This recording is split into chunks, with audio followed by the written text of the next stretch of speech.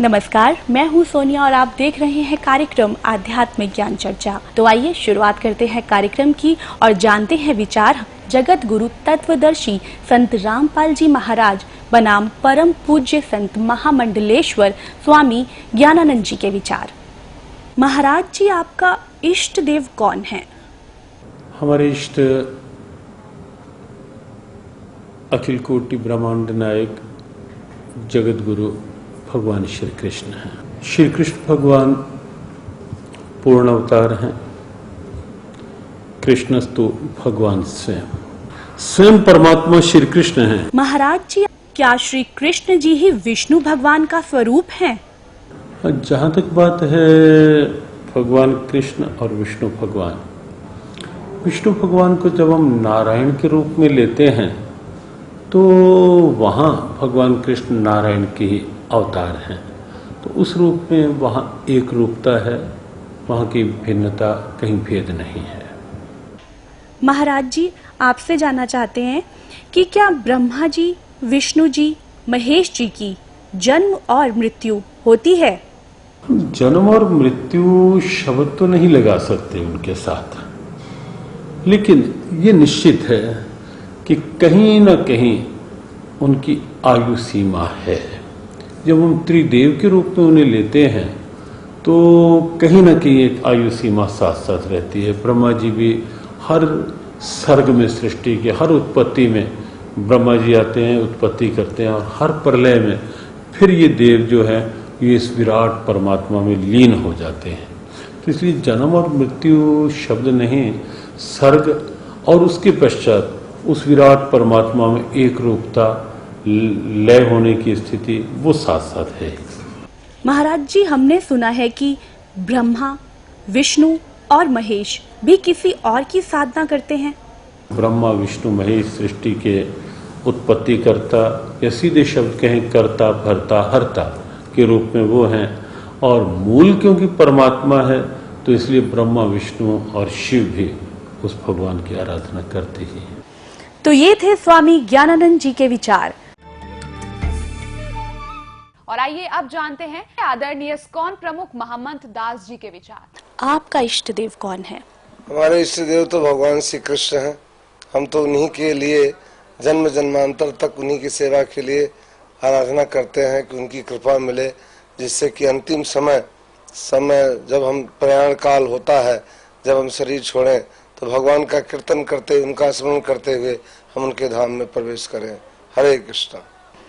मैं यही आपसे जानना चाहूंगी कि श्री कृष्ण जी ही विष्णु का स्वरूप है, क्या ये सच है?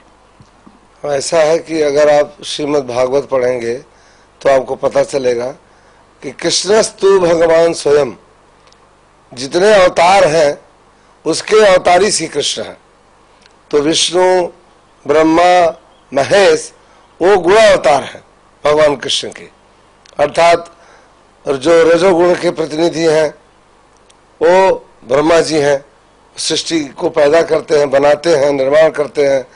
और जो सतोगुण के प्रतिनिधि देवता हैं विष्णु भगवान, जो पालन करते हैं, और तमोगुण के प्रधान देवता हैं वो भगवान शंकर हैं, जो सृष्टि का प्रलय करते हैं।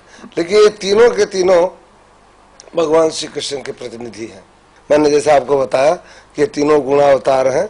सतोगुण के रूप में भगवान विष्णु पूरे सृष्टि का पालनहार हैं, पालन करते हैं, और रजोगुण के रूप में ब्रह्मा जी उसका निर्माण करते हैं, सृष्टि का निर्माण करते हैं, सृजन करते हैं, और भगवान शंकर तमोगुण के प्रतिनिधि के रूप में उसका संहार करते हैं। कहने का तात्पर्य ये है कि ब्रह्मा जी, विष्णु जी और शिव जी श्री कृष्ण जी के ही अवतार हैं।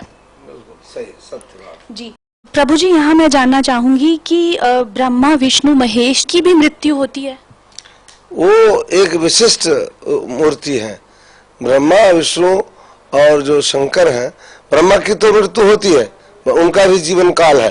तो कहने का तात्पर्य ये है कि भगवान चाहे ब्रह्मा हो, विष्णु हो, महेश हो, इनकी भी मृत्यु संभव है? नहीं, विष्णु की मृत्यु नहीं होती है, और शंकर भी अमर हैं। ब्रह्मा इन तीनों गुणों में जो ब्रह्मा का रिप्रेजेंटेशन है, शास्त्रों के आधार पर यह निश्चित किया गया है कि उनका समय निश्चित है। क्या ब्रह्मा विष्णु महेश भी किसी और इष्ट की साधना करते हैं? देखिए, ये तीनों के तीनों भगवान श्री कृष्ण का ही स्मरण करते हैं। ये थे आदरणीय इस्कॉन प्रमुख महम्मद दास जी के विचार। और आइए अब जानते हैं जगत गुरु तत्वदर्शी संत रामपाल जी महाराज के विचार।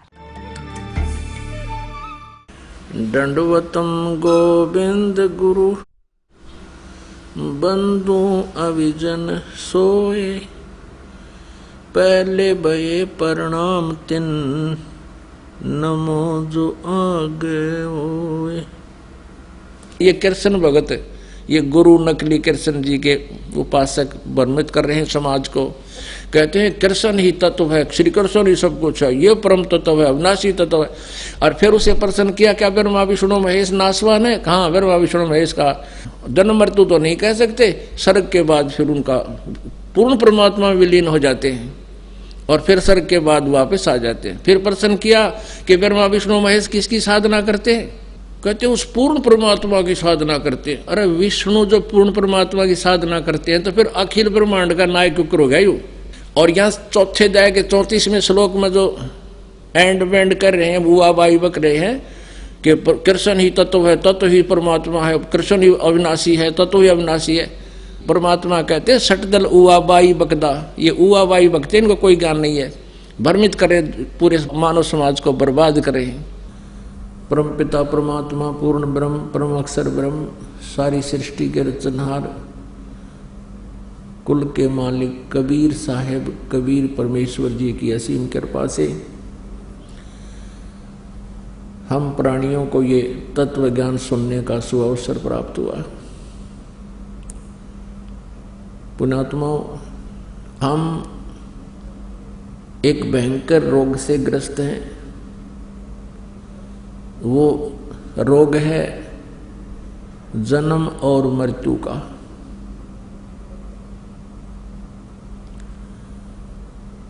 और इस रोग से कोई भी नहीं बचा है इस 21 ब्रह्मांड में रहने वाला प्राणी। यहां तक कि ब्रह्मा जी, विष्णु जी, शिव जी, जिनको हम सुप्रीम पावर मान्य करते लोक वेद आधार से, ये भी इस जन्म और मृत्यु के रोग से ग्रस्त हैं। इनको भी ये दीर्घ रोग यथावत है। पुण्यात्माओं, विशेषकर पवित्र हिंदू धर्म के जो श्रद्धालु हैं वो श्री ब्रह्मा जी, श्री विष्णु जी, श्री शिव जी के ऊपर इतने आरूढ़ हो चुके हैं। इन अज्ञानी संतों के द्वारा लोक वेद सुनाए जाने के कारण कि ब्रह्मा जी, विष्णु जी, शिव जी ये अजरो अमर हैं, इनकी जन्म मृत्यु नहीं होती, ये सर्वेश्वर हैं, महेश्वर हैं। ये बिल्कुल गलत है। इनकी जन्म मृत्यु होती है, ये भी इस दीर्घ रोग से ग्रस्त हैं। आपको प्रमाण देते हैं। पुण्यात्माओं, एक ऐसा ये कुनीन टाइप ज्ञान है, ये तत्व ज्ञान, और इसको बच्चे जो होते हैं जीभ पर रखते ही थूक देते हैं।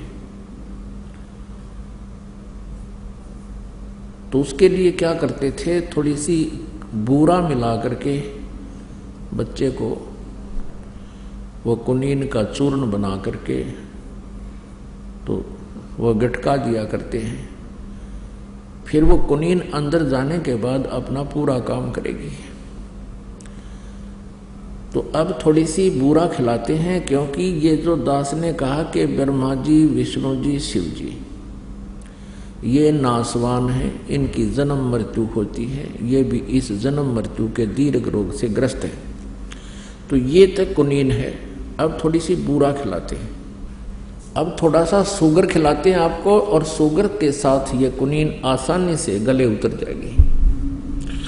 जिन सदग्रंथों को पवित्र हिंदू धर्म शिरोधार्य मानता है उन्हीं सदग्रंथों में यानी इन भगवानों की जीवनी में ये विद्यमान है। अब देखिएगा श्रीमद् देवी भागवत, सचित्र मोटा टाइप, केवल हिंदी, गीता प्रेस गोरखपुर से प्रकाशित है ये। इसके संपादक कौन हैं? हनुमान प्रसाद पोदार, चिमनलाल गोस्वामी। प्रकाशक एवं मुद्रक हैं गीता प्रेस गोरखपुर, गोविंद भवन कार्यालय, कोलकाता का संस्थान। इसके 123 पृष्ठ पर देखिएगा। इस पवित्र सदग्रंथ के इस उल्लेख से कितना स्पष्ट होगा। तीसरा स्कंद श्री देवी भागवत।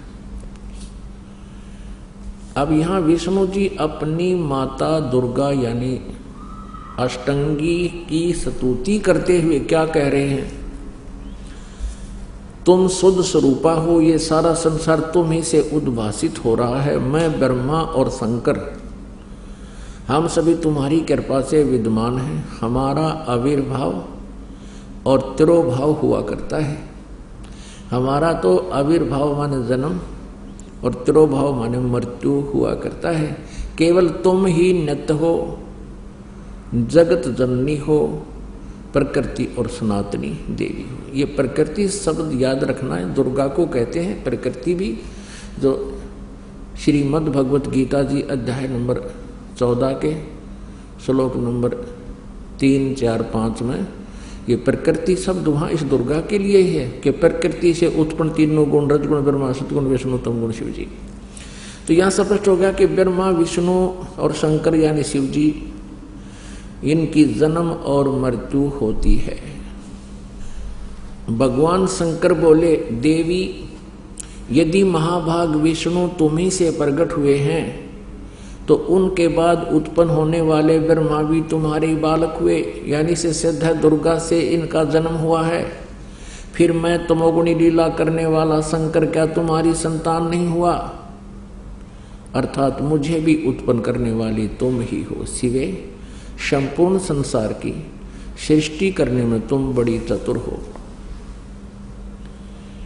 इस संसार की सृष्टि, स्थिति और संहार में तुम्हारे गुण सदा समर्थ हैं। उन्हीं तीनों गुणों से उत्पन्न हम यानी ब्रह्मा, विष्णु एवं शंकर नियमानुसार कार्य में तत्पर रहते हैं। तीनों गुणों रजगुण, सतगुण, तमगुण। रजगुण ब्रह्मा जी, सतगुण विष्णु जी, तमगुण शंकर जी, ये भी सिद्ध हो गया। हमारे पवित्र सदग्रंथ जो इनकी जीवनी है भगवानों की, उस जीवनी में स्पष्ट है कि ये नासवान है, ये स्वयं स्वीकार करते हैं हमारा जन्म मृत्यु होता है, हम अविनाशी नहीं हैं। अब इनका पिता कौन है? क्योंकि माता वाला कंसेप्ट तो क्लियर हो गया। अब इनका पिता कौन है? ब्रह्मा, विष्णु और शिव का। ये काल रूपी ब्रह्म है। इसके लिए भी आपको थोड़ा सा कंसेप्ट क्लियर करते हैं। अब देखिएगा श्री शिव पुराण, गीता प्रेस गोरखपुर से प्रकाशित है। श्री संक्षिप्त श्री शिव पुराण, सचित्र मोटा टाइप, केवल हिंदी, संपादक हनुमान प्रसाद पोदार और प्रकाशक में मुद्रक हैं गीता प्रेस गोरखपुर, गोविंद भवन कार्यालय, कोलकाता का संस्थान। इसके 98वें पृष्ठ से हम पढ़ेंगे। ये रुद्र संहिता, संक्षिप्त शिवपुराण 98 पृष्ठ, 98वें पृष्ठ पे यहां देखिएगा नीचे। अपने पुत्र नारद की यह बात सुनकर लोक पितामह ब्रह्मा वहां इस प्रकार बोले। ये अध्याय 5 समाप्त हुआ रुद्र संहिता का। 6ठे अध्याय में ब्रह्मा जी ने कहा, ब्रह्मन देव शिरोमणे, तुम सदा समस्त जगत के उपकार में ही लगे रहते हो। तुमने लोगों के हित की कामना से बहुत उत्तम बात पूछी है। जिस समय समस्त चराचर जगत नष्ट हो गया था, सर्वत्र केवल अंधकार ही अंधकार था। बस उस समय तत्सद ब्रह्म, उस समय तत्सद ब्रह्म, इस श्रुति में जो सत सुना जाता है एकमात्र वही शेष था। ये आपने 99 पृष्ठ पर पढ़ा। अब 100 पृष्ठ पर देखते हैं। ये 100 पृष्ठ पे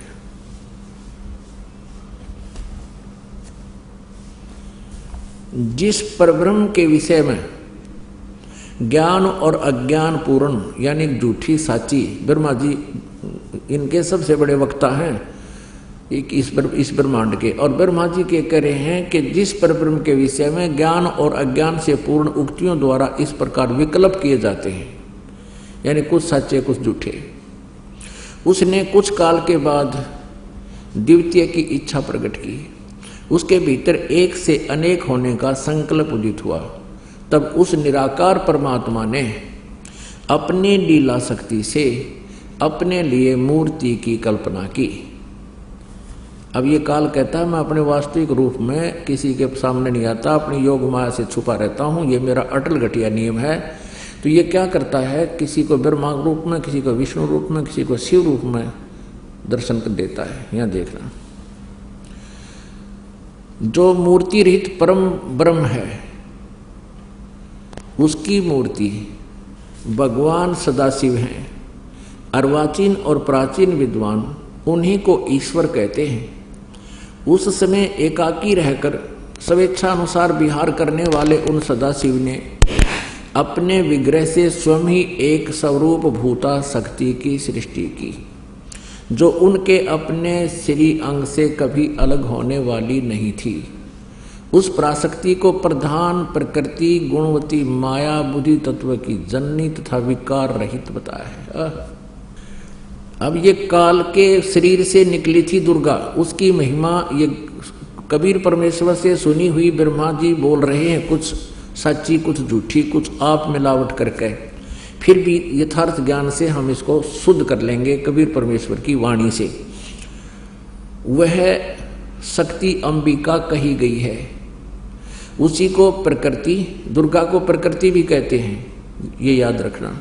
सर्वेश्वरी त्रिदेव जननी, तीनों देवता ब्रह्मा जी, विष्णु जी, शिव जी की माता, उत्पन्न करने वाली जननी, नेता और मूल कारण भी कहते हैं। सदाशिव द्वारा प्रकट की गई उस शक्ति के 8 भुजाएं, ये क्लियर हो गया। ये अष्टंगी, ये दुर्गा है, और ब्रह्मा विष्णु महेश तीनों देवताओं की जननी है। आगे देखो, नाना प्रकार के आभूषण उसके श्री अंग की शोभा बढ़ाते हैं।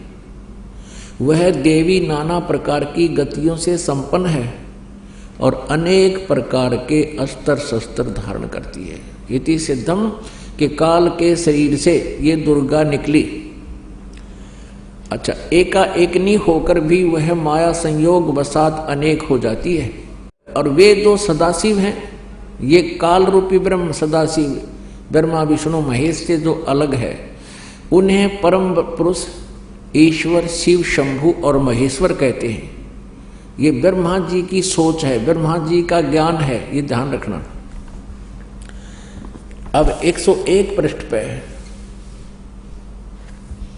यह देखना, अब ये प्रकरण चल रहा है इस काल रूपी ब्रह्म का। वे जो सदाशिव हैं उन्हें परम पुरुष ईश्वर शिव शंभु और महेश्वर कहते हैं। वे 101 पृष्ठ पर आ गया। वे अपने सारे अंगों में भस्म रमाए रहते हैं। उन काल रूपी ब्रह्म ने, काल रूपी ब्रह्म कहो, शरपुरुष कहो, इसको ब्रह्म कहो, ये सदा शिव यानी शिव रूप में प्रकट होकर के ब्रह्मा विष्णु महेश की ये उत्पत्ति की जानकारी यहाँ पर हो रही है। उन काल रूपी ब्रह्म ने, यानी इस जो गीता ज्ञान देता है ये काल रूपी ब्रह्म ही है, श्री कृष्ण जी में प्रवेश करके बोल रहा है। उन काल रूपी ब्रह्म ने एक ही समय शक्ति के साथ, नाथ नहीं है, शक्ति के साथ शिवलोक नामक अक्षेत्र का निर्माण किया था। उस उत्तम अक्षेत्र को काशी कहते हैं। वे प्रिया प्रियतम रूप शक्ति और शिव, प्रिया प्रियतम पति पत्नी रूप में शिव शक्ति और शिव दुर्गा और ये काल रूपी ब्रह्म जो परमानंद स्वरूप है उस मनोरम क्षेत्र में नित्य निवास करते हैं। आगे देखो, देव से एक समय उस आनंद वन में रमण करते हुए शिवा और शिव के मन में, दुर्गा और काल के मन में, इस काल रूपी ब्रह्म के मन में यह इच्छा प्रगट हुई। यहाँ शिवा इसलिए करेंगे ये पार्वती रूप बनाकर रखता अपनी पत्नी को, जब ये स्वयं शिव रूप में होता है। शिवा और शिव के मन में यह इच्छा हुई कि किसी दूसरे पुरुष की सृष्टि करनी चाहिए, यानी कोई बच्चा उत्पन्न करना चाहिए जिस पर यह सृष्टि संचालन का महान भार रखकर हम दोनों केवल काशी में रहकर स्वेच्छा अनुसार विचरें और निर्वाण धारण करें। ऐसा विचार निश्चय करके शक्ति सहित सर्वव्यापी परमेश्वर शिव ने अपने वाम भाग के 10वें अंग पर अमृत मल दिया। फिर तो वहां से एक पुरुष प्रकट हुआ। पुण्यात्माओं, अब यहाँ ये स्पष्ट कर दिया है कि उन्होंने पति पत्नी व्यवहार किया, वहां से एक पुरुष यानी एक पुत्र उत्पन्न हुआ। यहाँ देखना, ये 102 पृष्ठ पर हम पढ़ेंगे।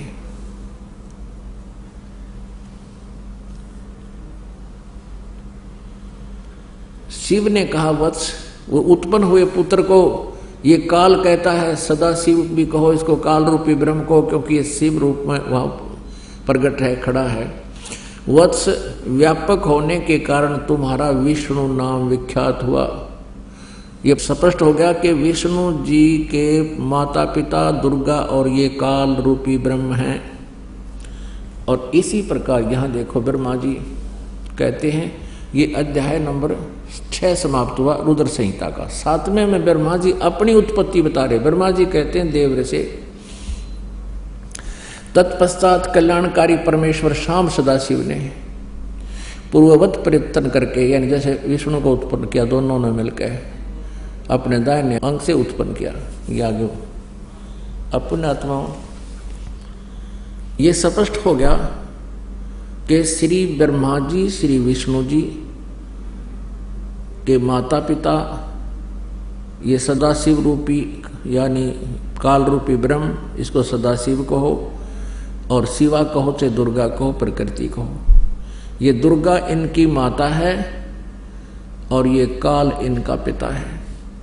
अब यहाँ अनुवाद करता थोड़ी सी गड़बड़ कर गया हिंदी में, संस्कृत में बिल्कुल सही लिखा है कि अब शिव जी से शिव जी की उत्पत्ति कैसे बताऊं, जची नहीं उसके दिल में, इसलिए उन अनुवाद ही गलत कर दिया।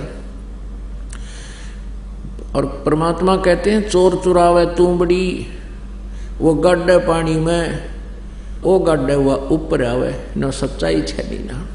इन्होंने सच्चाई को छुपाने की भरसक कोशिश की, लेकिन फिर भी ये सच्चाई को मिटा नहीं सके। आप जी को ये पढ़ने को मिला कि श्री ब्रह्मा जी श्री विष्णु जी के माता पिता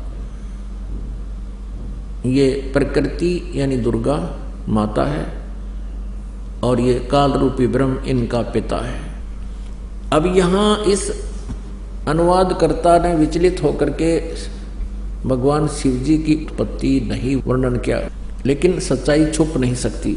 अब देखिएगा 9वें अध्याय में 110 पृष्ठ पर इन तीनों से अलग है वो जो इनका पिता है। देखिएगा संक्षिप्त शिव पुराण 110 पृष्ठ पे ये 9वां अध्याय है रुद्र संहिता का। ये रुद्र संहिता ही चल रही है, ये 9वां अध्याय है। इस प्रकार ब्रह्मा विष्णु तथा रुद्र इन 3 देवताओं में गुण हैं, परंतु शिव गुणातीत माने गए हैं। इन 3 देवताओं में गुण है परंतु शिव गुणातीत माने गए। ये काल रूपी ब्रह्म है, इसको ब्रह्म कहो चाहे काल रूपी ब्रह्म कहो चाहे सरपुरुष कहो, ये ब्रह्मा विष्णु और शिव का पिता है। अब आपको थोड़ा सा और कंसेप्ट क्लियर करते हैं। अब पवित्र शिव पुराण में ये स्पष्ट हो गया कि ब्रह्मा जी, विष्णु जी और शिव जी, इनकी जन्म मृत्यु होती है। और यही प्रमाण दिया है श्री मद देवी भागवत यानी शक्ति पुराण ने कि ब्रह्मा विष्णु महेश नासवान हैं, दुर्गा इनकी माता है। अब ये कंसेप्ट के यहाँ ब्रह्मा विष्णु महेश से अलग है एक ब्रह्म जो इनका पिता है, वो देखना विष्णु पुराण भी इसका समर्थन करेगी।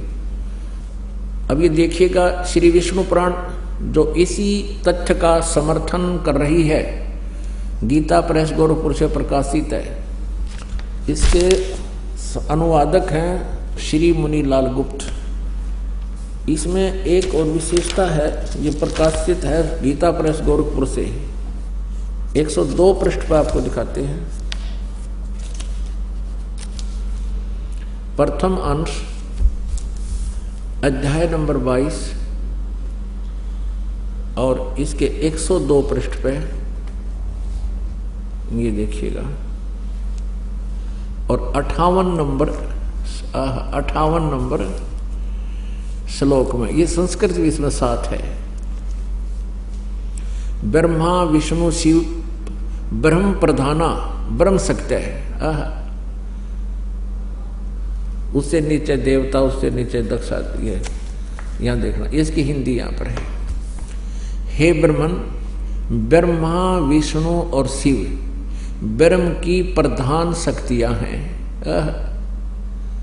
स्पष्ट हो गया। ये ब्रह्मा विष्णु और शिव से अलग है, ये ब्रह्म काल रूपी ब्रह्म। अब इतना ही कंसेप्ट हमने यहां क्लियर करना था। अपनात्मा एक शब्द, एक सेंटेंस, एक वाक्य दास ने कहा था कि श्री ब्रह्मा जी, श्री विष्णु जी, श्री शिव जी, इनकी भी जन्म मृत्यु होती है, इनको भी ये दीर्घ रोग लगा हुआ है। तो ये तो थी कुनीन। अब इतनी सी कुनीन को गले उतारने के लिए ये ढेर सारी शुगर खुआनी पड़ी, क्योंकि शुगर तो आप खा ही रहे हो, इन सदग्रंथों को तो आप पढ़ ही रहे थे और इनको मान भी रहे हो, ये अच्छी हैं, सत्य हैं। तो इस प्रकार ये कुनीन अंदर जाके आपके इस अज्ञान का भी नाश करेगी। यानी ये तत्व ज्ञान है जो श्री मद भगवत गीता जी अध्याय नंबर 4 के श्लोक नंबर 34 में कहा कि उस तत्व ज्ञान को, कौन से तत्व ज्ञान को, जो गीता जी अध्याय नंबर 4 के श्लोक नंबर 32 में कहा कि जो सच्चिदानंद घन ब्रह्म की वाणी में, ब्रह्मणे मुखे संस्कृत में लिखा है कि वो ब्रह्मणे मुखे, ब्रह्मणे माने सच्चिदानंद घन ब्रह्म यानी परम अक्षर ब्रह्म पूर्ण परमात्मा ने अपने मुखारविंद से, अपनी मुख से उच्चारित वाणी में, उस सच्चिदानंद घन ब्रह्म की वाणी में विशेष विस्तार से कहे हैं आध्यात्मिक ज्ञान, आध्यात्मिक यज्ञ की जानकारी दी है। तो चौथे अध्याय के 34वें श्लोक में कहा कि उस तत्व ज्ञान को तू तत्वदर्शी संतों के पास जाकर समझ, उनको दंडवत प्रणाम करने से, विनम्र भाव होकर करके उनसे प्रसन्न करने से वो तत्वदर्शी संत तुझे उस परमात्म तत्व का ज्ञान देंगे जो गीता ज्ञानदाता से अलग कोई परमात्म तत्व है, जिसके विषय में गीता जी अध्याय नंबर 18 के श्लोक नंबर 62 में कहा कि अर्जुन तू सर्वभाव से उस परमेश्वर की शरण में जा, उसकी कृपा से ही तो परम शांति और सनातन परम धाम को प्राप्त होगा। यानी सतलोक चला जाएगा। सतलोक माने सनातन स्थान, सनातन परम धाम जो सदा रहने वाला, कभी नाश में ना आवे, वो सतलोक, हम उसे सतलोक कहते हैं संत लैंग्वेज में। जो अविनाशी स्थान है, सनातन परम धाम कहो, शाश्वतम स्थानम कहो, तो वहां चला जाता है। तो ये वो तत्व ज्ञान है जो हमारे अंदर जाकर के अज्ञान का नाश करेगा। फिर अज्ञान नाश होने से हम तत्व ज्ञान ग्रहण करेंगे और तत्व ज्ञान से फिर हमारा ये जन्म और मृत्यु का दीर्घ रोग समाप्त हो जाएगा। श्रीमद् भगवत गीता जी अध्याय नंबर 15 के श्लोक नंबर 1 से लेकर 4 में स्पष्ट किया है। उस तत्वदर्शी संत की पहचान बताई है कि उल्टे लटके हुए संसार रूपी वृक्ष को, जो ऊपर को जड़ है, ऊपर को जड़ तो मूल परमात्मा है, यानी मूल रूपी परमात्मा तत्व परम अक्षर ब्रह्म है, और नीचे को तीनों गुण रजगुण ब्रह्मा जी, सतगुण विष्णु, तमगुण शिव जी रूपी शाखाएं हैं। और जो संत इस पूरे संसार रूपी वृक्ष की जड़ से लेकर और तना, डार, शाखा और पत्तों की जानकारी देता है, बताता है, सभी विभाग, सभी छंद यानी अलग अलग छंद विभाग बताता है, स वेदवित वो तत्वदर्शी संत है। वो वेद के तात्पर्य से परिचित है, उसके जानने वाला है। फिर बताया है कि जब वो तत्वदर्शी संत मिल जावे, उसको तत्व ज्ञान आपको प्राप्त हो जावे। गीता जी अध्याय नंबर 15 के श्लोक 3-4 में कहा कि उसके पश्चात कहा कि उस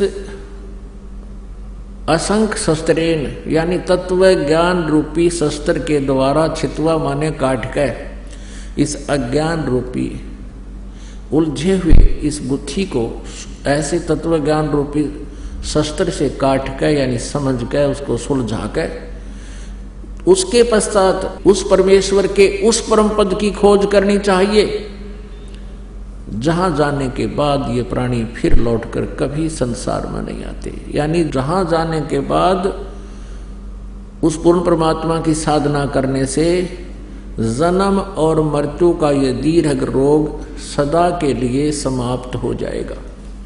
अब अभी तक तो आप जी ने सुना है कि ब्रह्मा विष्णु महेश ये नासवान है। अब इनके पिता ब्रह्म हैं और ये ब्रह्म गीता जी का ज्ञान श्री कृष्ण जी में प्रवेश करके दे रहा है, जो कह रहा 8वें अध्याय के 13वें श्लोक में कि अर्जुन ओम इति एकाक्षरम ब्रह्म व्यवहारन माम अनुस्मरन् ये प्रयाति तजम देहम स याति परमाम गतिम। मुझ ब्रह्म का, माम ब्रह्म, मुझ ब्रह्म का एक ओनली वन मंत्र है, केवल एक मंत्र है, एक अक्षर का ये ओम मंत्र है। उच्चारण करके सिमरण करता हुआ यह प्रयाति तजन देहम, जो शरीर त्याग कर जाता है, सयाति परमाम गतिम, वो ओम से मिलने वाली परम गति को प्राप्त होता है। गीता जी अध्याय नंबर 8 के श्लोक नंबर 16 में कहा कि अर्जुन ब्रह्मलोक पर्यंत इस ओम नाम के जाप से ब्रह्मलोक प्राप्त होता है, और ब्रह्मलोक पर्यंत भी पुनरावृत्ति में है। वहां गए हुए प्राणी भी फिर जन्म मृत्यु को प्राप्त होते हैं, जन्मते और मरते हैं। अपने पुनः क्षीण होने पर वो फिर पृथ्वी पर ही अन्य प्राणियों की योनियों में कष्ट उठाते हैं। तो ब्रह्म की साधना भी पूर्ण मोक्षदायक नहीं है, ओम नाम का जाप भी पूर्ण मोक्षदायक नहीं है, ये हमारे सदग्रंथ सिद्ध करते हैं। अब इसके साथ साथ एक कंसेप्ट और क्लियर करते हैं कि ओम नाम के जाप का ब्रह्म का संकेत है, ब्रह्म का मंत्र है ओम अक्षर, और उसकी क्या प्राप्ति होती है श्री देवी पुराण दिखाते हैं। ये देखिएगा श्रीमद् देवी भागवत गीता प्रेस गोरखपुर से प्रकाशित है, गीता प्रेस गोरखपुर से प्रकाशित है। संपादक हनुमान प्रसाद पोदार, चिमनलाल गोस्वामी। प्रकाशक एवं मुद्रक हैं गीता प्रेस गोरखपुर, गोविंद भवन कार्यालय कोलकाता का संस्थान।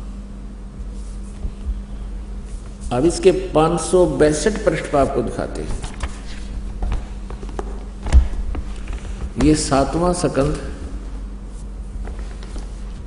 और संक्षिप्त देवी भागवत 562 पृष्ठ पे। यहां दुर्गा ये देवी बता रही है हिमालय को, देवी के द्वारा हिमालय को ज्ञानोपदेश और ब्रह्म स्वरूप का वर्णन श्री देवी जी कहने लगी। पर्वतराज, यहां से देखो, उस ब्रह्म का क्या स्वरूप है यह बतलाया जाता है। ब्रह्म का जो प्रकाश रूप सबके अत्यंत समीप सतीत हृदय रूप गुहा में सतीत होने के कारण गुहाचर नाम से प्रसिद्ध है, वो महान पद और अर्थात परम प्राप्य है। यहाँ आइए, अब यहाँ देखिएगा 563 पृष्ठ पे हम पढ़ रहे हैं।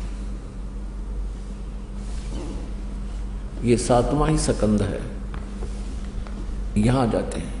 अब देवी कह रही है कि एकमात्र परमात्मा को ही जाने। दुर्गा कहती है दूसरी सब बातों को छोड़ दे, यानी अपनी पूजा को भी कहती है मेरी भी पूजा मत करो, केवल उस ब्रह्म की पूजा करो, ब्रह्म की। यही अमृत रूप परमात्मा के पास पहुंचाने वाला पुल है। संसार समुद्र से पार होकर अमृत स्वरूप परमात्मा को प्राप्त कराने का यह सुलभ साधन है। यहां देखना, इस आत्मा का यानी इस भगवान का ओम के जप के साथ ध्यान करो, यानी ओम का जाप करो। इससे अज्ञान में अंधकार से सर्वथा परे संसार समुद्र से उस पार जो ब्रह्म है उसको पा जाओगे, तुम्हारा कल्याण हो। इसे सिद्ध है ओम नाम जाप है ब्रह्म का, इसकी साधना से कहाँ जाएंगे, इस ब्रह्म को प्राप्त होंगे। और ब्रह्म कहाँ रहता है ये देखना, यह सबका आत्मा ब्रह्म ब्रह्मलोक रूप दिव्य आकाश में रहता है, सतीत है, वो ब्रह्मलोक में है। तो ओम के जाप से ब्रह्मलोक प्राप्ति होगी, ये ब्रह्म का मंत्र है। और यही श्रीमद् भगवत गीता का ज्ञान, यही ब्रह्म श्री कृष्ण जी में प्रवेश करके प्रेतवत बोल रहा है। ये कह रहा है कि मेरा तो 8वें अध्याय के 13वें श्लोक में आपको बता दिया कि ओम इति एकाक्षरम ब्रह्म व्यवहारन माम अनुसमरण ये प्रयाति तजम देहम सयाति परमाम गतिम। माम ब्रह्म मुझ ब्रह्म का ये केवल एक अक्षर ओम है, उच्चारण करके सिमरण करता हुआ यह प्रयाति तजम देहम, जो शरीर छोड़कर जाता है, सयाति परमाम गतिम। इस ओम नाम से जो मिलने वाली राहत है वो अंतिम राहत, वो मैक्सिमम राहत इस ओम से मिलेगी। परम गति इसको कहते हैं ब्रह्म सतर की। और वो कहाँ जाता है, ब्रह्मलोक में पहुंच जाता है जहां ये काल रहता है, ब्रह्म रहता है।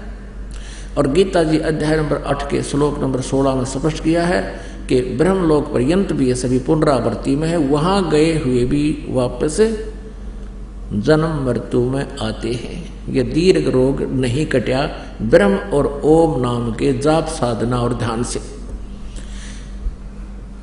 पुण्यात्माओं, ये तत्व ज्ञान है, कबीर परमेश्वर की वो अमृत वाणी है। गीता जी अध्याय नंबर 4 के श्लोक नंबर 32 में जिसके ब्रह्मण मुखे यानी सच्चिदानंद घन ब्रह्म की अमृत वाणी, उनके मुखारविंद से उच्चरित वाणी में जो ज्ञान है उसके विषय में परमेश्वर ने स्वयं कहा है, और ज्ञान सब ज्ञानड़ी कबीर ज्ञान सो ज्ञान, जैसे गोला तोब का अब करता चलो मैदान। अब परमेश्वर कबीर जी की वाणी, ये तत्व ज्ञान एक तोब का गोला है। आप शिक्षित हैं, सदग्रंथ हमारे पास है, आसानी से यह ज्ञान रूप अंधकार इस तोब के गोले से कति नाश हो जाएगा। तोब का गोला मैदान बना देता है, चाहे किले क्यों ना हो। ऐसे ही ये अज्ञान रूपी किले नकली संतों ऋषियों ने हमारे चारों तरफ बना रखे हैं, मन गढ़ंत लोक कथाएं सुना रखी हैं। अब इस तत्व ज्ञान से ये सारी ढह जाएंगी, खत्म हो जाएंगी और हम स्वतंत्र होंगे, जन्म मृत्यु का रोग हमारा कटेगा। अब यहाँ ब्रह्म भी नाशवान है। गीता ज्ञान दाता ये ब्रह्म श्री कृष्ण में प्रवेश करके बोल रहा है, ये भी काल है, ये भी नाशवान है। अब यहाँ थोड़ा सा कंसेप्ट और क्लियर करते हैं। जैसे गीता जी अध्याय नंबर 4 के श्लोक नंबर 5 और 9 में, गीता जी अध्याय नंबर 2 श्लोक 12 में, गीता जी अध्याय नंबर 10 श्लोक नंबर 2 में, ये गीता ज्ञानदाता ब्रह्म कहता है कि अर्जुन तेरे और मेरे बहुत जन्म हो चुके हैं, तू नहीं जानता मैं जानता हूँ। और ये ना सोच, ये सभी सैनिक, सभी राजा लोग पहले भी थे, तू भी था, मैं भी था, और आगे भी अपना जन्म मृत्यु होता रहेगा। गीता जी अध्याय नंबर 2 के श्लोक नंबर 17 में कहा कि अविनाशी तो उसको जान जिसको मारने में कोई भी सक्षम नहीं है, और जिसने सारे ब्रह्मांडों की रचना की है, जो सबका सृजनहार है। अब गीता जी अध्याय नंबर 10 के श्लोक नंबर 2 में कहा कि मेरी उत्पत्ति को ये गीता ज्ञानदाता अपना वास्तविक रूप, ये काल, इसको ब्रह्म कहो, सरपुरुष कहो, ज्योत स्वरूपी निरंजन कहो, इसको काल कहो। 11वें अध्याय के 32वें श्लोक में कहता मैं काल हूं और ये मेरा रूप है। तो गीता ज्ञानदाता 10वें अध्याय के दूसरे श्लोक में कह रहा है कि मेरी उत्पत्ति को ना ये देवता जानते और न ये ऋषिजन परिचित, ना ये सिद्ध, क्योंकि ये सभी ब्रह्मा विष्णु महेश देवताओं में आते हैं, ये सभी मुझ से ही उत्पन्न हैं। इसलिए ये मेरी उत्पत्ति को, मेरे जन्म को नहीं जानते। इसे सिद्ध है कि गीता ज्ञानदाता अर्थात ब्रह्म सरपुरुष का जन्म तो है, उत्पत्ति तो है, लेकिन जैसे पिता की जन्म को पुत्र संतान नहीं जान सकते, पुत्री नहीं जान सकती, यानी संतान नहीं जान सकते, दादाजी बता सकता है, उसका पिताजी बता सकता है, उसकी डेट ऑफ बर्थ भी बता देगा। तो उस हमारे सब के दादाजी यानी परम, हम सब के उत्पन्न करता परम अक्षर ब्रह्म कबीर देव जी ने इन सब की उत्पत्ति बताई है, इस काल की भी उत्पत्ति बताई है। अब गीता जी अध्याय नंबर 5 के श्लोक नंबर 9 में ये काल कहता है कि मेरे जन्म और कर्म अलौकिक हैं।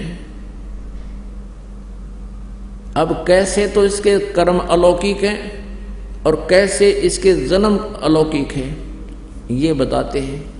अब आपको दिखाते हैं इसके कर्म अलौकिक कैसे हैं। जैसे श्री कृष्ण जी नहीं चाहते थे महाभारत का युद्ध हो, और 3 बार शांति दूत बनकर गए थे, कौरव और पांडवों को समझाया था कि युद्ध मत करो, तुम अपना घाटा बाधा करके प्लस माइनस करके थोड़ा गढ़ा करके अपना बंटवारा कर लो, ये राजपाट यहीं रह जाएगा, युद्ध हो गया तुम सब मारे जाओगे, फिर राज्य कौन करेगा।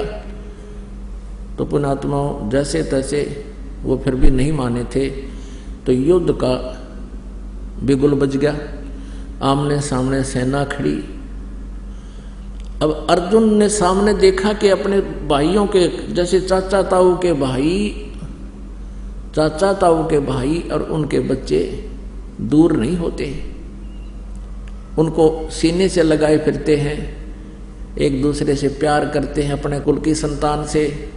तो और वही बच्चे सामने लठ लिए खड़े हैं, उधर से उनके बच्चे लठ लिए खड़े हैं, हथियार लिए खड़े, मारने को तैयार हो गए हैं। तो अर्जुन के मन में एक साधु भाव उत्पन्न हुआ, किसके लिए लड़े, इन सामने वाले काके ताऊमा के भाइयों ने बच्चा ने मार के हम राज करेंगे, हमारे जैसा नीच नहीं, हृदय में गलानी होगी, युद्ध नहीं करना चाहा।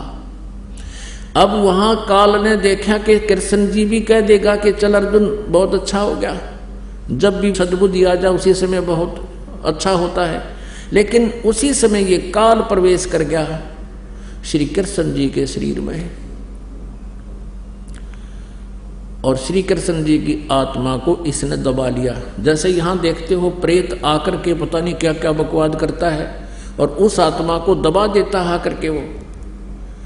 उसके निकलने के बाद यहां आप रोज देखते हो, यहां अपने ऑटोमेटिकली परमात्मा ये सुख दे रहा है।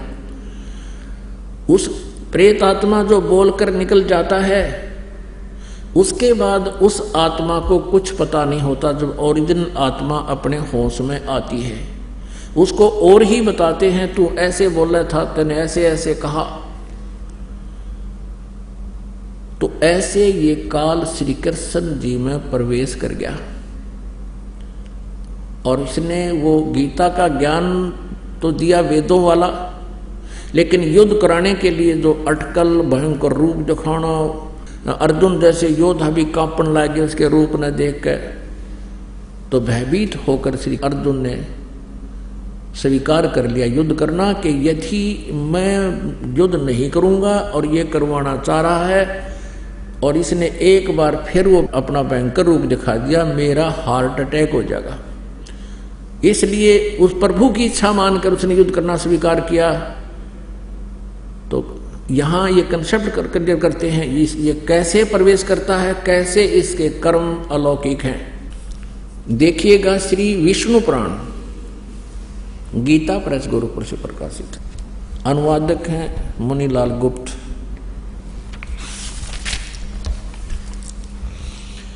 प्रकाशक व मुद्रक हैं गीता प्रेस गोरखपुर, गोविंद भवन कार्यालय कोलकाता का संस्थान। ये देखिएगा चतुर्थ अंश और अध्याय नंबर 2 का 233 पृष्ठ पर ये मंत्र नंबर, यहां से देखना श्लोक नंबर या 22 से लेकर हम यहां तक पढ़ेंगे। पूर्व काल में त्रेता युग में एक बार अति भीषण देव असुर संग्राम हुआ। राक्षसों और देवताओं राक्षसों का युद्ध हुआ। उसमें महाबलवान दैत्यगण से पराजित हुए देवताओं ने भगवान विष्णु की आराधना की। अब ये न्यू अपने छल करता है, ये कहता मैं सबके समक्ष अपने वास्तविक रूप में नहीं आऊंगा, छुपा रहता हूं। ये विष्णु की साधना कर रहे थे, स्तुति कर रहे थे देवता, तो युग काल विष्णु रूप धारण करके आ गया।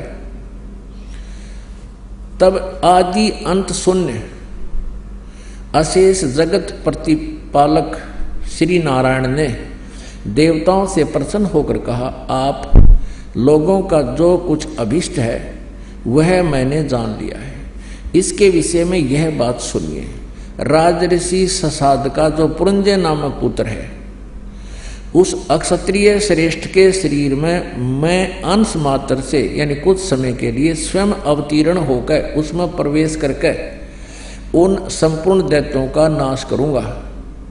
अतः तुम लोग पुरंजय को दैत्यों के वध के लिए तैयार कर लो, उसको लड़ाई के लिए खड़ा कर लो युद्ध के मैदान में।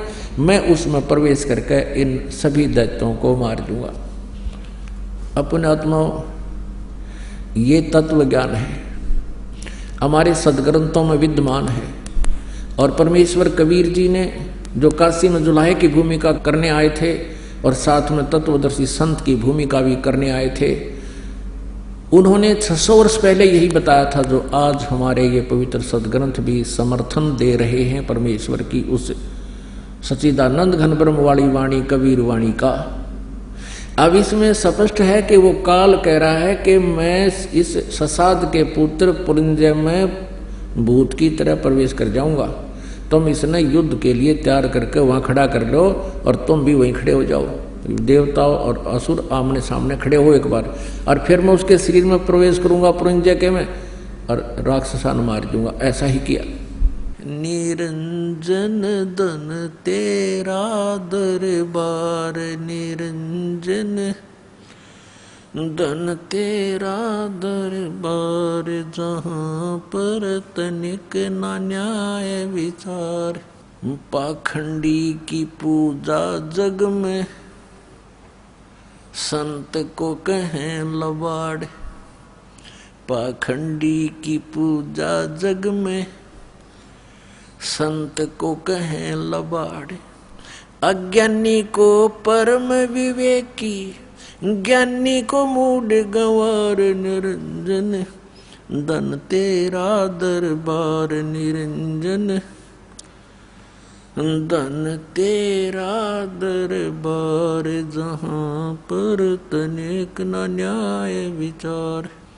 कहे कबीर सुनो भाई साधो, यहाँ सब उल्टा व्यवहार। सच्चों को तो ये झूठा बतावे, इन झूठों का एतबार। निरंजन धन तेरा दरबार, निरंजन धन तेरा दरबार, जहाँ पर तनिक ना न्याय विचार।